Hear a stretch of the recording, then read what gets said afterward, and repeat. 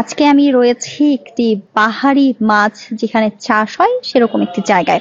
অর্থাৎ আমি রয়েছি ঠাকুরগাঁও সদরের অর্থাৎ শহরের ভিতরে যে সরকারপাড়া নামক এলাকাটি রয়েছে এই এলাকায়।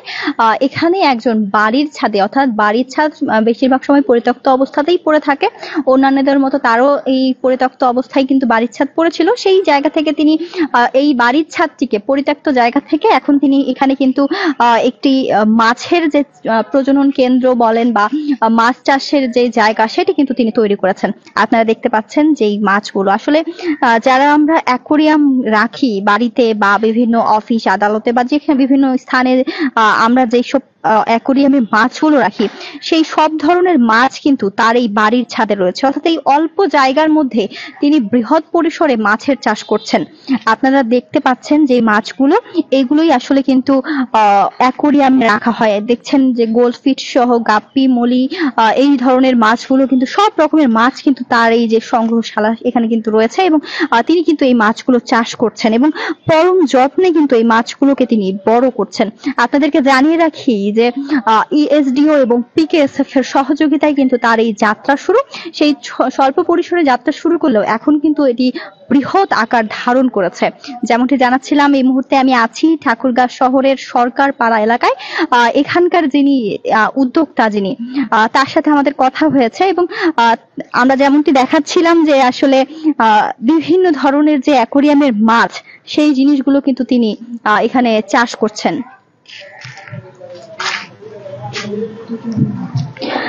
দর্শক আপনারা লক্ষ্য করছেন আমাদের সাথে রয়েছেন এখানকার যিনি উদ্যোক্তা গোলাম মুর্তজা মোনা। একটু আমরা আপনার সাথে কথা বলবো। আসলে এই যে আপনি দেখছি যে বিভিন্ন ধরনের মাছ আপনি এখানে চাষ করছেন, বিশেষত আমরা অ্যাকোরিয়ামের যেসব পাহাড়ি মাছ বা রঙিন মাছ যেগুলো আমরা রাখি সেই সব ধরনের মাছই আপনার কাছে রয়েছে। তো এই যাত্রাটা শুরু আসলে কিভাবে মনে হলো যে আসলে আপনার বাড়ির ছাদের পরিত্যক্ত জায়গা থেকে আপনি এরকম একটি সুন্দর কাজে ব্যবহার করতে পারেন? আসলে বাড়ির ছাদ অনেকদিন থেকে পরিত্যক্ত অবস্থায় পড়েছিল, তো আমি চিন্তা করছিলাম যে এখানে কি করা যায়। তো ইউএসডিওর পিকেএসপির সহযোগিতায় আমি অল্প পরিসরে এই মাছ শুরু করার পরে দেখা গেল যে এখানে মোটামুটি বংশ বিস্তার করছে ভালোভাবে। পরে আমি এটা ব্যাপকভাবে চাষাবাদ শুরু করি এবং আমি এখান থেকে মোটামুটি প্রতি মাসে 20-30 হাজার টাকা সেল করি। 20-30 হাজার টাকা সেল করছেন। আমরা দেখছি যে হচ্ছে এখানে বিভিন্ন ধরনের মাছ রয়েছে। তো উল্লেখযোগ্য কি কি মাছ রয়েছে আপনার এখানে? এখানে আমার কাছে গোল্ডফিশ আছে, কই কার্প আছে, গরামি আছে, শর্টেল আছে, গাপ্পি আছে, মুলি আছে, আরো অনেক কোয়ালিটি আছে। আপনার এই মাছগুলো যদি কেউ সংগ্রহ করতে চায় তাহলে কিভাবে আপনার সাথে যোগাযোগ করতে পারে? আমার কাছে এখানে সরাসরি আসতে পারে আমার এই জায়গায়, আর আমার একটা হেরসেমরে আমার দোকান আছে, সেখান থেকে নিতে পারে। সেখানে সব ধরনের মাছই রয়েছে। সব ধরনের মাছ আছে।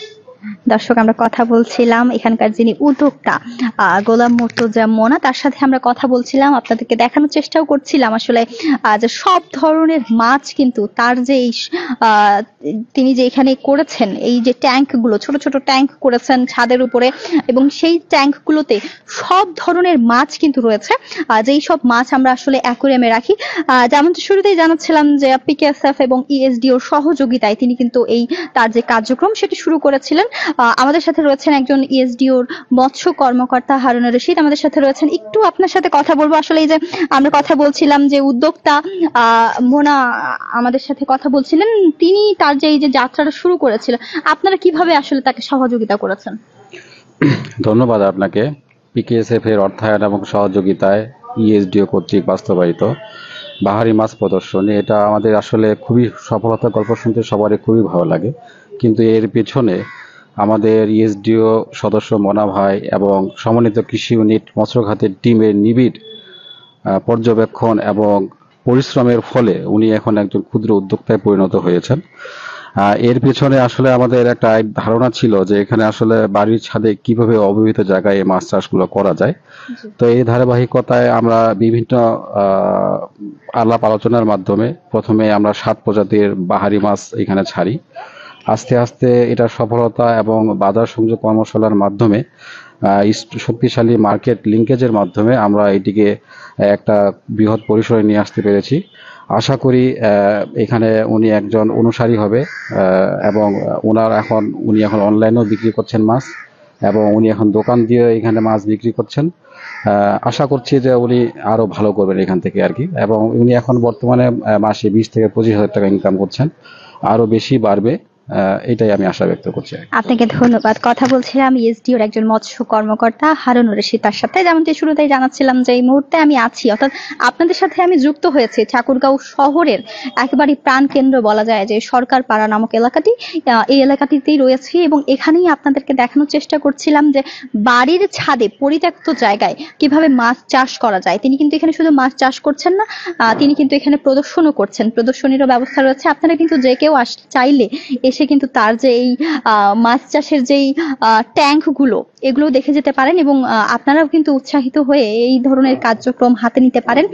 অর্থাৎ নিজের বাড়ির ছাদে যে পরিত্যক্ত জায়গাগুলো রয়েছে সেই জায়গাগুলোতে আপনারা মাছ চাষ করে কিন্তু তার মতো স্বাবলম্বী হতে পারেন এবং লাভবান হতে পারেন। যেমনটি তার মুখ থেকেই আমরা শুনছিলাম যে এই মাছ চাষ করেই, অর্থাৎ এই যে বাহারি ধরনের মাছগুলো, রঙিন মাছ, অ্যাকোরিয়ামের মাছ যাই বলি না কেন, এই ধরনের মাছ চাষ করে তিনি কিন্তু এখন প্রতি মাসে 20 থেকে 30 হাজার টাকা ইনকাম করছেন ঘরে বসেই। আপনাদেরকে জানাচ্ছিলাম এতক্ষণ ঠাকুরগাঁয়ের সরকারপাড়া এলাকা থেকে এখানকার মাছ চাষ এবং মাছ প্রদর্শনীর যে গল্প সেটি আসলে জানানোর চেষ্টা করছিলাম। একজন সফল উদ্যোক্তা মনা, তার গল্প সেটি জানানোর চেষ্টা করছিলাম।